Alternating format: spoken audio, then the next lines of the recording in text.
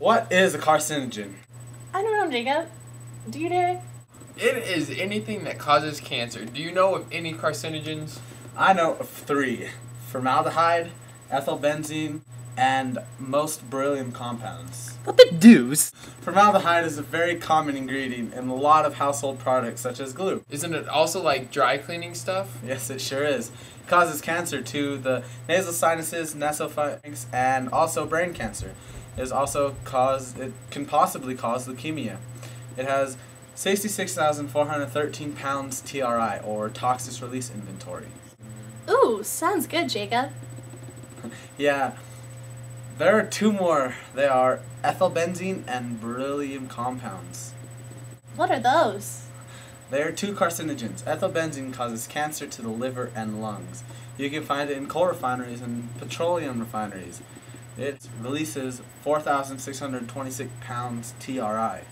Oh, what about beryllium compounds? They're just things that make up beryllium. They cause cancer to the lungs.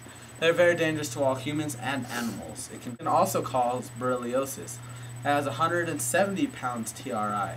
Yeah, I know, but we can prevent this by avoiding all these or being careful when handling these substances. Okay, well, we will sure do our best to avoid them.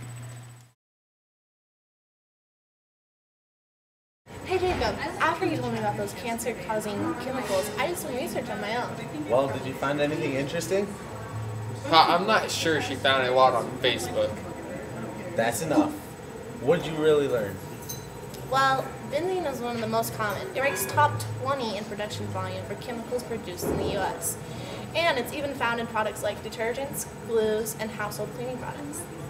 Wow, I have all of those in my house. I better check them to see the amount. Isn't benzene also found in coal, which surrounds us?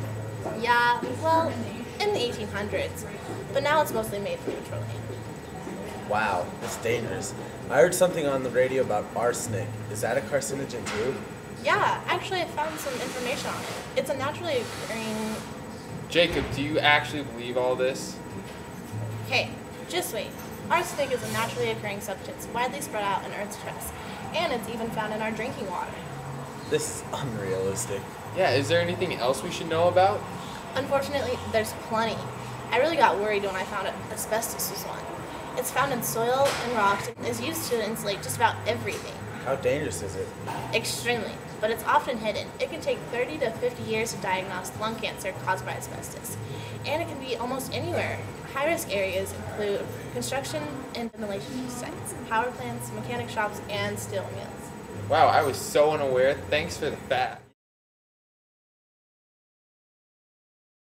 So after you guys found out about all that was deadly carcinogens, I was very intrigued and wanted to find some more that are common in our state. Oh, really? What are they? Well, the first one is naphthalene. It's a white solid with a pungent odor. Wait, so it has a really bad smell? Jacob, exactly.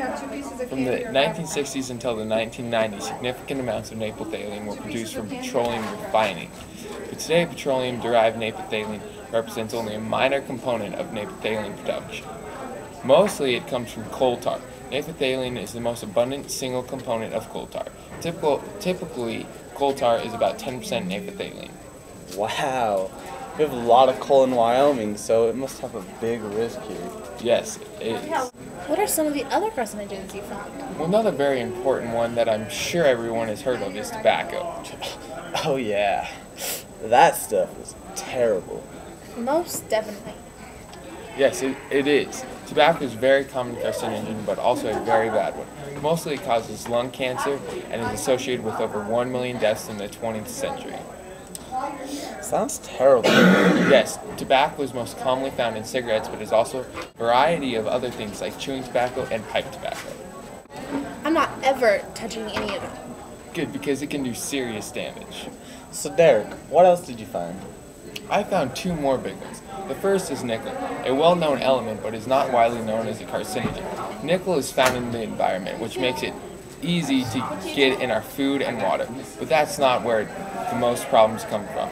Most of them come from nickel refinery dust, which can cause lung cancer and nasal cancer. It is also slowly being released into our air, which although is not a big problem, it can become very dangerous.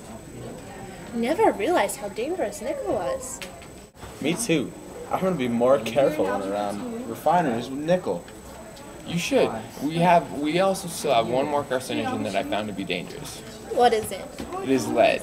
Lead has a bluish-white color when freshly cut, but tarnishes to a dull grayish color when exposed to air, which is mainly where it can cause cancer. It usually affects the kidneys and or liver and can be very dangerous. Lead is used in building construction and lead-acid batteries.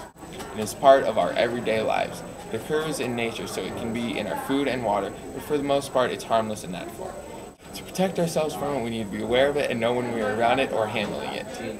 Wow, I sure have learned a lot about these carcinogens. Me too.